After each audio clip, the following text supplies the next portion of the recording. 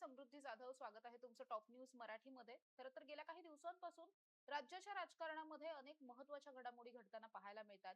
अजितदादांचं अकाली निधन झाल्याच्या नंतर राजकारणामधली सगळीच समीकरणं आता बदलत असलेली पाहायला मिळतात. दुसरीकडे उपमुख्यमंत्री पदाची शपथ सुनेत्रा पवार यांनी घेतल्याच्या नंतर काल त्यांनी संपूर्ण कार्यभार जो आहे तो हातात घेतला. आज सगळ्यात पहिल्यांदा महत्त्वाचा असणारा दिल्ली दौरा त्यांनी केला. या दौऱ्यामध्ये त्यांनी स्वतः केंद्रीय गृहमंत्री असलेले अमित शहा असतील किंवा पंतप्रधान नरेंद्र मोदी असतील यांची भेट सुद्धा घेतली. त्यांच्याबरोबर त्यांचे पुत्र पार्थ पवार सुद्धा या सगळ्यामध्ये सोबत होते. त्यामुळे एकीकडे आता आजच्या दिवसभरात नेमकं काय महत्वाचं घडलं याविषयी जर बोलायला गेलं तर सगळ्यात महत्वाचं म्हणजे दिल्लीमध्ये अमित शहा आणि मोदींची घेतलेली सुनेत्रा पवारांनी घेतलेली भेट. तर दुसरीकडे दोन्ही राष्ट्रवादी एकत्र येतील याच्या चर्चांना जास्त उधाण आलेलं खरं तर आज पाहायला मिळतंय. कारण या सगळ्याच्या मागे अनेक नेत्यांनी गेल्या 1-2 दिवसांमध्ये प्रतिक्रिया दिलेल्या पाहायला मिळतात. त्याचबरोबर मोदींची भेट घेतल्याच्या नंतर हे विलनीकरण होईल असं सुद्धा काही जण म्हणत होते. त्यामुळे मुळातच मोदींच्या भेटीचा आणि विलनीकरणाचा तसा काय नेमका संबंध असू शकतो या सगळ्यावरती आपण बोलणार आहोत. सुनेत्रा पवारांच्या दिल्ली दौऱ्यावर आपण बोलणार आहोत. माझ्याबरोबर या लाईव्ह मध्ये माझा सहकारी संकेत देशपांडे आहे. संकेत, काय सांगशील तू? एकंदरीत आजचा संपूर्ण दिल्ली दौरा पहिलाच उपमुख्यमंत्री म्हणून दौरा केलेला होता आणि काय काय आजच्या दौऱ्यामध्ये महत्वाचे हायलाइट पॉइंट घडले? निश्चितच सुनेत्रा पवारांच्या दिल्ली दौऱ्याकडे दोन अर्थाने बघता येईल. एक तर सुनेत्रा पवार या जरी राज्याच्या आत्ता उपमुख्यमंत्री असल्या व अजित पवारांकडे जी 3 खाती होती त्या खात्यांच्या त्या मंत्री असल्या, पुणे बीड जिल्ह्याच्या पालकमंत्री जरी असल्या, तरी सुनेत्रा पवार या अजूनही राज्यसभेच्या खासदार आहेत आणि राज्यसभेचं सेशन तिकडे सुरू आहे. आणि दुसरा अर्थ असा होतो की मंत्री झाल्यानंतर सुनेत्रा पवारांनी फॉर्मॅलिटी म्हणून जे सगळे मंत्री केंद्रातल्या नेत्यांना भेटत असतात. अगदी त्याच पद्धतीने सुनेत्रा पवार या दिल्ली दौऱ्यावर गेल्या. या दिल्ली दौऱ्याचं वैशिष्ट्य असं होतं, की अजितदादांच्या अकाली जाण्यानंतरचा सुनेत्रा पवारांनी केलेला पहिला दौरा. या दौऱ्यामध्ये जय पवार आणि पार्थ पवार हे देखील सोबत होते आणि या दौऱ्याच्या अगदी सुरुवातीला काल रात्री उशिरा सुनेत्रा पवार या दिल्लीमध्ये पोहोचल्या. त्यानंतर आज प्रफुल्ल पटेल, सुनील तटकरे यांच्यासोबत पहिल्यांदा त्यांनी पक्षाची बैठक जी आहे ती घेतलेली होती. सुमारे 40 मिनिटाहून अधिक वेळ ही पक्षाची बैठक झाल्याची माहिती जी आहे ती समोर आली आणि या बैठकीनंतर त्यांनी सकाळी पंतप्रधान नरेंद्र मोदी यांची भेट देखील घेतली. या भेटीमध्ये सुद्धा आम्ही एन-डी-ए म्हणून आमचा मित्रपक्ष म्हणून आम्ही राष्ट्रवादी काँग्रेस पक्षाच्या पाठीशी आणि पवार कुटुंबियांच्या पाठीशी ठामपणे आहोत, असा विश्वास पंतप्रधान नरेंद्र मोदींनी सुनेत्रा पवार यांना दिला. तशी चर्चा पुन्हा सुरू झाल्याचं पाहायला मिळालं. त्यानंतर त्यांनी केंद्रीय गृह तथा सहकार मंत्री अमित शाह यांची देखील भेट घेतली आणि या दोन्ही भेटींनंतर प्रामुख्याने सुनील तटकरे हे माध्यमांसमोर आले या दौऱ्यामध्ये, दिल्ली दौऱ्यामध्ये. सुनेत्रा पवारांनी मात्र माध्यमांशी संवाद साधणं जे आहे ते टाळलेलं होतं. या सगळ्यानंतर सॉरी सुनील तटकरे हे माध्यमांसमोर आले आणि सुनील तटकरेंनी या दिल्ली दौऱ्याचा इतिवृत्तांत जो आहे तो माध्यमांना सांगितला. याच्यामध्ये प्रामुख्याने आम्ही एन-डी-ए मध्ये होतो, एन-डी-ए मध्ये आहे आणि एन-डी-ए मध्येच राहू, असं सांगत असताना विलिनीकरण च्या चर्चांची इतकी घाई का? किंवा ती कुणाला आहे? असा सवाल सुद्धा त्यांनी उपस्थित करत एक प्रकारे दोन्ही राष्ट्रवादींचं विलिनीकरण हे तुर्तास होणार नाही, असंच कुठेतरी सुतोवाच केल्याचं पाहायला मिळालं. दुसरा ज्यावेळी त्यांना सुनेत्रा पवार यांच्या राज्यसभा खासदारकीच्या अनुषंगाने प्रश्न विचारला गेला होता. कारण तिथे पुन्हा तो विषय आहे, की सुनेत्रा पवारांनी जर राज्यसभा खासदारकीचा राजीनामा दिला, तर मग तिथे पार्थ पवारांची वर्णी लागणार, की जय पवारांची वर्णी लागणार, की मग दुसऱ्या कोणाला ती संधी मिळणार. मग पुढे दुसरी चर्चा अशी होत असते, की ही सुनेत्रा पवारांची जी राज्यसभेच्या खासदारकीची टर्म आहे, ती अवघ्या 2 वर्षांची राहिली म्हणजे 2028 पर्यंत राहिली आणि पार्थ पवारांना पूर्ण सलग 6 वर्षांची टर्म जी आहे ती हवी आहे. तर त्यातून कुठेतरी मग या अनुषंगाने सुनील तटकरेंना जेव्हा विचारलं कारण एक चर्चा अशी होती, की सुनेत्रा पवार दिल्लीमध्ये जातील, राज्यसभेचे सभापती आणि देशाचे उपराष्ट्रपती सी-पी राधाकृष्णन यांच्याकडे त्या राज्यसभा खासदारकीचा राजीनामा सुपूर्द करतील. मात्र ते काही झालेलं नाही आणि त्यांना सुनील तटकरेंना विचारल्यानंतर सुनील तटकरे असं म्हटले, की जरी एखाद्या राज्याचा कोणी मंत्री झालेला असला किंवा त्या ठिकाणी त्या राज्यामध्ये जरी कार्यभार पाहत असला, तरी 6 महिन्याचा वेळ जो आहे तो त्यांच्याकडे असतो. म्हणजे ज्याप्रमाणे आमदार होण्यासाठी मंत्री झाल्यानंतर आमदार होण्यासाठी 6 महिन्याचा वेळ जो आहे तो असतो. मग त्यामध्ये मग विधानसभा किंवा विधान परिषद असा एक पर्याय निवडावा लागतो. तसा राज्यसभा खासदारकीचा राजीनामा देण्यासाठी सुनेत्रा पवार यांच्याकडे 6 महिन्याचा वेळ आहे. मग त्यांनी अजित पवारांचं 1991 मधलं उदाहरण जे आहे ते दिलं होतं, की दादा खासदार असताना राज्यामध्ये आलेले होते आणि मग त्यांच्या जागी शरद पवार त्या ठिकाणी गेलेले होते.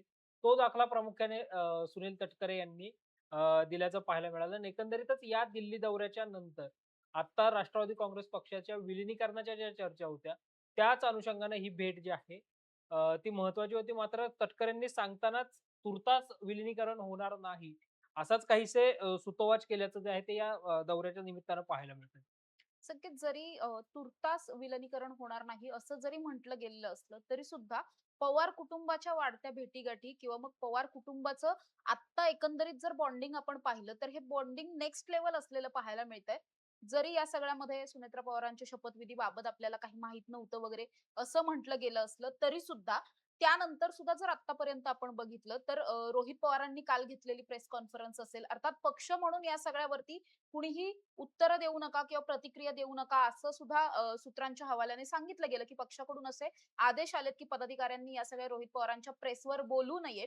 मात्र जरी अशा पद्धतीचे आदेश दिलेले असले, तरी सुद्धा दोन्ही राष्ट्रवादी एकत्र येण्याच्या चर्चांना जास्त वेग आलाय असं म्हटलं जातंय. यामागची नेमकी कारणं काय असू शकतात? आणि दुसरा प्रश्न महत्त्वाचा असा, की या सगळ्यामध्ये दोन्ही राष्ट्रवादी एकत्र येण्याच्या चर्चांना वेग यासाठी सुद्धा आलाय असं म्हणता येईल, की दुसरीकडे शरद पवारांची जागा आहे राज्यसभेची ती सुद्धा खाली होणार आहे आणि त्या जागेवरती सुद्धा मग कदाचित पार्थ पवारांची वर्णी लागू शकते आणि त्यासाठी मुळात दोन्ही राष्ट्रवादी एकत्र याव्या लागतील.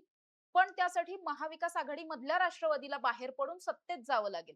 त्यामुळे आता कुठेतरी राष्ट्रवादी सत्तेत जाण्याच्या दृष्टिकोनातून त्यांचे सगळे मार्ग जे आहेत ते सुरू झालेले किंवा तशा पद्धतीच्या चर्चा सुरू झालेल्या पाहायला मिळतात. निश्चितच समृद्धी म्हणजे दोन्ही राष्ट्रवादींचं विलिनीकरण झाल्यानंतरचा जो काही एक प्लॅन समोर आलेला होता, की जयंत पाटील, रोहित पवार हे राज्यामध्ये मंत्री होणार आणि सुप्रिया सुळे या केंद्रामध्ये मंत्री होणार. याच अनुषंगानं म्हणजे 2 राष्ट्रवादी एकत्र आल्या तर शरद पवारांची राष्ट्रवादी ही एन-डी-एमध्ये सहभागी होईल, हे जवळपास त्यावेळी निश्चित झालेलं होतं. मग आता एप्रिल महिन्यामध्ये जी अ, कारकीर्द संपतीये शरद पवारांची, ज्या कारकिर्दीमध्ये त्यांच्या जागी राज्यसभेवर कोणाला घ्यायचं? कारण एक पक्ष महाविकास आघाडीतला म्हणून जर आपण विचार केला, तर स्पष्ट बहुमत जे आहे किंवा राज्यसभा खासदार होण्यासाठी जे काही 42 खासदारांचं बहुमत लागतं, ते किंवा विधानसभेमधल्या, विधान परिषदेमधल्या आमदारांचं बहुमत लागतं.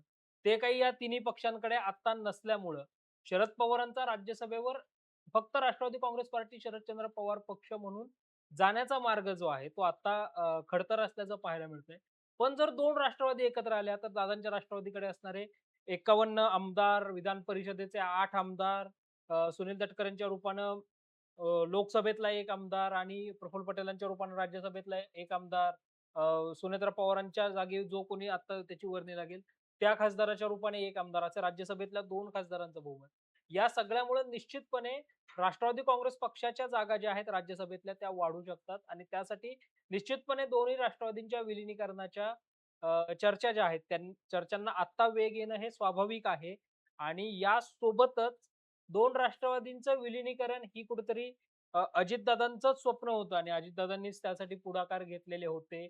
मग 17 जानेवारी 2026 ला बारामतीच्या गोविंद बागेत जी बैठक झालेली होती, त्या बैठकीमध्ये कुठेतरी अ, विलिनीकरणाच्या अनुषंगाने चर्चा झाल्याचं पाहायला मिळालेलं होतं. जी सर्वोच्च न्यायालयामध्ये पक्षचिन्हाच्या संदर्भामधली जी काही केस आहे, ती केस सुद्धा आपण विथड्रॉ करायची असं निर्णय सुद्धा कुठेतरी 2 राष्ट्रवादींच्या विलिनीकरणाच्या अनुषंगाने जो आहे तो घेण्यात आल्याचं पाहायला मिळालं होतं. पक्षाचे सर्वाधिकार हे अ, केंद्र पातळीवरचे शरद पवारांकडे, राज्य पातळीवरचे अजितदादांकडे असा सुद्धा फॉर्म्युला त्यावेळी ठरल्याचं पाहायला मिळालेलं होतं. त्यामुळे आता अजितदादांनंतर दोन्ही राष्ट्रवादींसाठी प्रामुख्यानं विलिनीकरण हा कुठेतरी एक प्रकार पर्याय असल्याचं जरी पाहायला मिळत असलं, तरी दादांच्या राष्ट्रवादीमधल्या काही नेत्यांना आपल्या राजकीय अस्तित्वाला कुठेतरी ठेच लागू शकते जर 2 राष्ट्रवादी एकत्र आल्या तर, अशी कुठेतरी भीती आहे. आणि त्यामुळे दादांच्या राष्ट्रवादीतल्याच काही नेत्यांचा विलिनीकरणाला विरोध असल्याचं पाहायला मिळतं. त्यामुळे या विलिनीकरणाच्या चर्चा ज्या आहेत, त्या पुढे जाताना पाहायला मिळत नाहीत. मात्र आत्ताच्या परिस्थितीमध्ये दोन्ही पक्ष, खास करून पवार परिवार तरी दोन्ही राष्ट्रवादींचं विलिनीकरण व्हावं, यासाठी उत्सुक असल्याचं पाहायला मिळतंय. संकेत जेव्हा जेव्हा दोन्ही राष्ट्रवादींच्या विलनीकरणाचा मुद्दा आलेला आहे, तेव्हा तेव्हा प्रत्येक वेळेस भाजपचं या सगळ्यामधली भूमिका ही महत्त्वाची असणार आहे असं म्हटलं गेलं किंवा असंही म्हटलं गेलं, की जर दोन्ही राष्ट्रवादींना एकत्र यायचं असेल, तर अजित पवार गटाला पहिल्यांदा भाजप बरोबर तशा चर्चा कराव्या लागतील. भाजपकडून ग्रीन सिग्नल आला, तर मग पुढे जाऊन या सगळ्या युतीच्या चर्चा किंवा प्रत्यक्षात युती होऊ शकते असं म्हटलं गेलं. या सगळ्याला जोडून आणखी एक विषय आहे. तो विषय असा, की दुसरीकडे सुप्रिया सुळेंच्या कन्येचं लग्न ठरलेलं आहे आणि हे लग्न ठरवताना भाजपच्याच 2 मोठ्या नेत्यांनी मध्यस्थी केली. म्हणजे एकीकडे मुख्यमंत्री देवेंद्र फडणवीस, दुसरीकडे केंद्रीय मंत्री असलेले नितीन गडकरी. या दोघांनी मिळून मध्यस्थी केली आणि तेव्हा कुठे आता रेवती सुळे या नागपूरच्या सूनबाई होणार आहेत. त्यामुळे मुळातच राष्ट्रवादी आणि भाजपचे म्हणजे शरद पवारांची राष्ट्रवादी आणि भाजपचे तसे संबंध फारसे कधी वाईट नव्हतेच. अर्थात राजकारण म्हणून जरी ते वाईट असतील किंवा तसे दाखवले गेले असतील, तरी सुद्धा पडद्याच्या मागे मात्र सारं काही अलबेल आहे, असं आपण म्हणू शकतो. आणि या लग्नाच्या माध्यमातून पुन्हा एकदा भाजप आणि शरद पवारांची राष्ट्रवादी यांच्यामध्ये जे काही नवीन ट्युनिंग सुरू झालेलं आहे, त्या सगळ्याचा फायदा होईल आणि मग दोन्ही राष्ट्रवादी एकत्र येण्याची शक्यता म्हणजे भाजपकडून जो काही ग्रीन सिग्नल मिळणार आहे, तो ग्रीन सिग्नल मिळण्याची शक्यता सुद्धा वाढली असं म्हणू शकतो का आपण? समृद्धी 2 म्हणजे राष्ट्रवादी आणि भाजप या सगळ्यापेक्षा याच्यामधली एक इंटरेस्टिंग गोष्ट अशी आहे, की व्यक्तिगत शरद पवार आणि नितीन गडकरींचे असणारे हं. संबंध म्हणजे श नितीन गडकरी विधान परिषदेत असताना शरद पवारांच्या केंद्रामध्ये असताना तेव्हापासूनचे ते सगळे संबंध जे आहेत, कौटुंबिक रिलेशन जे आहेत ते असल्याचं पाहायला मिळतंय. सुप्रिया सुळेंच्या कन्या ज्या परिवारामध्ये जातायत, तो परिवार राष्ट्रीय स्वयंसेवक संघाची हं. पार्श्वभूमी असणारा आणि या सगळ्या उद्योगपती आणि या सगळ्या क्षेत्रामध्ये मोठं नाव असणारा तो लखानी परिवार आहे. त्यामुळे निश्चितपणे कुठेतरी कौटुंबिक जर आपण हात घातला आणि या सगळ्या लग्नामध्ये सुप्रिया सुळेंच्या कन्येच्या लग्नामध्ये मुख्यमंत्र्यांनी आणि गडकरींनी केलेल्या मध्यस्थीमुळे जर हे लग्न होत असेल, तर पडद्यामागे किंवा राजकारणापलीकडचे आमचे संबंध कसे आहेत, हे दाखवण्याचा एक प्रयत्न या विवाह सोहळ्याच्या माध्यमातून होऊ शकतो आणि निश्चितपणे पुढची पायरी अर्थात राजकीय पक्ष जेव्हा एकत्र येतात किंवा राजकीय हं. नेते जेव्हा एकत्र असतात, वरवर ते किती औपचारिक गप्पा झाल्या, वरवर किती जरी नाही आमची कुठली राजकीय चर्चा झाली नाही, केवळ या एखाद्या विषयासाठी आमची चर्चा झाली किंवा आमच्या राजकारणापलीकडचे संबंध असतात. मग महाराष्ट्राची संस्कृती आहे, की विधान परिषदेत, विधानसभेत, राज्यसभेत, लोकसभेत किती आम्ही विरोध केला तरी राजकारणापलीकडचे संबंध जपायचे असतात. अशी वगैरे वरवरची किती उत्तरं दिली, तर निश्चितपणे पडद्यामागे अशा काही गोष्टी घडत असतात, की ज्या कधीच ऑन कॅमेरा सांगितल्या जात नाहीत. त्या पद्धतीने या लग्नाच्या निमित्ताने सुद्धा दोन्ही राष्ट्रवादींच्या विलिनीकरणाच्या अनुषंगाने सुद्धा चर्चा निश्चितपणे होताना पाहायला मिळेल. कारण असं तर नाही होणार, की 2 राजकीय नेते एकत्र आले, तर तिथे जरी कौटुंबिक कार्यक्रम असला, तरी राजकीय गप्पा नाही झाल्या. तर हे निश्चितपणे होणार आहे आणि त्यातून मग विलिनीकरण दोन्ही राष्ट्रवादींचं काय गरजेचं आहे किंवा एन-डी-एमध्ये जर दोन्ही राष्ट्रवादी म्हणून राहणार असल्या, तर मग भाजपलाच त्याचा कसा इनडायरेक्ट फायदा होणार आहे. कारण भाजप हा 24/7 इलेक्शन मोडमध्ये असणारा पक्ष आहे. त्यामुळं हे सगळं भाजपला पटवून दिलं जाईल आणि मग भाजपचा ग्रीन सिग्नल घेतल्यानंतर दोन्ही राष्ट्रवादींचं विलिनीकरण होईल, अशी निश्चितपणे एक शक्यता आहे. कारण देवेंद्र फडणवीसांनी जे स्टेटमेंट केलेलं होतं, की दोन्ही राष्ट्रवादींच्या विलिनीकरणाच्या अनुषंगानं दादांनी आमच्याशी चर्चा केली असती. याचा अर्थ त्यांनी असा सांगितलं, की जर विलिनीकरण करायचं असेल, तर भाजपशी चर्चा जी आहे ती करावी लागेल आणि निश्चितपणे या लग्न सोहळ्याच्या निमित्तानं पडद्यामागून ही चर्चा जी आहे ती केली जाऊ शकते. निश्चितपणे तशी शक्यता आहे. नक्कीच. संकेत आपण बघतोय, की आत्ताच्या घडीला जर आपण बघितलं, तर अजितदादांचे आणि देवेंद्र फडणवीसांचे किती चांगले मैत्रीपूर्ण संबंध होते, यावर आपण अनेकदा चर्चा केलेली आहे. अनेकदा राजकारणाच्या पलीकडचे पण खूप जवळचे संबंध या दोघांचे होते. त्यामुळेच खरं तर पहाटेचा शपथविधी सुद्धा झालेला होता. तो केवळ फडणवीसांच्या शब्दाखातर झालेला होता, मैत्रीखातर झालेलं ते उचललेलं पाऊल होतं अजितदादांनी आणि त्या सगळ्याच्या नंतर आत्ता असं पाहायला मिळतंय, की जेव्हा आपण असं म्हणतो, की भाजप हा 24/7 निवडणुकांच्या तयारीत राहणारा पक्ष आहे. आत्ताच्या या सगळ्या निवडणुका 2025-26 च्या संपल्याच्या नंतर लगेचच 27, 28, 29 ची तयारी ही भाजपनी केलेली असणार आहे. डोक्यामध्ये तसे सगळेच प्लॅन्स तयार असणार आहेत. कागदावरती सुद्धा कदाचित तयार असणार आहेत हे सगळे प्लॅन्स. त्यामुळे हे सगळे प्लॅन एक्झिक्यूट करण्यासाठी आपण अनेकदा असं म्हणतोय, की पुढच्या निवडणुकांमध्ये, पुढच्या पंचवार्षिकमध्ये कदाचित भाजप हे 100% भाजपवरती जाण्याची कुठेतरी शक्यता आहे. कुठल्याही मित्रपक्षाला सोबत न घेता एकटं जाऊन निवडणुका लढवण्याच्या दृष्टिकोनातून भाजपची तयारी सुरू असलेली पाहायला मिळते. मात्र जरी असं झालं, तरी आत्ता जे काही एक ट्रिपल इंजिनचं सरकार महाराष्ट्रामध्ये असलेलं दिसतंय, 3 पक्षांचं मिळून जे सरकार आहे, त्यातून एक-एक करून पक्ष आपल्याला बाजूला कसा काढता येईल, याची जर तयारी भाजप करत असेल, तर त्या अनुषंगानं सगळ्यात पहिल्यांदा शिंदे सेनेला भाजपला बाजूला काढणं हे जास्त सोयीस्कर असेल, अशी कदाचित एकंदरीत आत्ताची परिस्थिती पाहायला मिळते. कारण दादांचे आणि फडणवीसांचे असलेले संबंध आज जेव्हा दादा नाहीयेत, तेव्हा दादांच्याच पक्षाला आपण सत्तेतून बाजूला काढायचं का? हा निर्णय घेण्यापेक्षा एखाद्या वेळेस पुढच्या निवडणुकांमध्ये असा निर्णय होऊ शकतो, की शिंदेंना बाजूला ठेवून मग हे 2च पक्ष कदाचित एकत्र लढतील. जर तेव्हा भाजपला स्वतःची ताकद तशा पद्धतीनं कमी वाटत असेल, तर अदरवाईज तर मग भाजप एकहातीच सत्तेत येईल आणि एकहातीच निवडणुका लढवेल वगैरे अशा पद्धतीची सध्याची तरी शक्यता वाटते. अर्थात या सगळ्याच्या अनुषंगानं दुसरीकडे राष्ट्रवादीच्या विलनीकरणावर जर बोलायचं झालं, तर जेव्हा शरद पवार हे रुबी हॉस्पिटलमध्ये ॲडमिट होते, तेव्हा जेव्हा सुनेत्रा पवार या खरं तर पहिल्याच दिवशी त्यांना भेटायला आल्या होत्या. एकंदरीत आपण परिस्थिती पाहिली तर शरद पवारांची परिस्थिती ही फार जास्त क्रिटिकल कंडिशन नव्हती. त्यांची प्रकृती स्थिर होती. मात्र असं असताना सुद्धा सुनेत्रा पवारांनी स्वतः त्या ठिकाणी भेटायला येणं, त्यांच्याबरोबर त्यांचं पूर्ण कुटुंब असणं. जय पवार होते, पार्थ पवार होते, त्यांच्या सुनबाई होत्या, घरातल्या आणखी काही मंडळी होती. या सगळ्यांबरोबर सुनेत्रा पवारांनी तिथं येणं, यायला तर बरेच लोक येऊन गेले होते. म्हणजे पक्षाचे किंवा इतर पक्षाचे बरेच सगळे कार्यकर्ते, पदाधिकारी, मोठे नेते सुद्धा येऊन गेले. मात्र प्रत्येक जण 10-15 मिनिटांमध्ये बाहेर पडला. मात्र सुनेत्रा पवार, पार्थ पवार हे जवळपास 70-75 मिनिट एकत्र होते, आतमध्ये होते. अर्थात या सगळ्यावरती राजकारण करायचं की नाही करायचं हा ज्याचा त्याचा प्रश्न आहे. मात्र जेव्हा 70 मिनिट, 75 मिनिट 2 वेगळी विभक्त झालेली कुटुंब जेव्हा एकत्र येत आहेत, ज्यांची रक्तानं नाळ जोडलेली आहे, असं सगळं असताना तिथे कुठल्याही पद्धतीची राजकीय चर्चा झाली नसेल, असं म्हणणं आत्ता तरी उचित ठरत नाही. त्यामुळे दोन्ही राष्ट्रवादींच्या विलनीकरणाची चर्चा ही जोर धरताना पाहायला मिळतेय. कदाचित या लग्न सोहळ्याच्या माध्यमातून भाजपकडून सुद्धा ग्रीन सिग्नल येऊ शकतो. भाजपची ताकद राष्ट्रवादी दोन्ही एकत्र आले तर भाजपची ताकद अर्थातच वाढणार आहे आणि मग कुठेतरी शिंदेंना बाजूला करणं जास्त सोपं होऊ शकतं भाजपसाठी.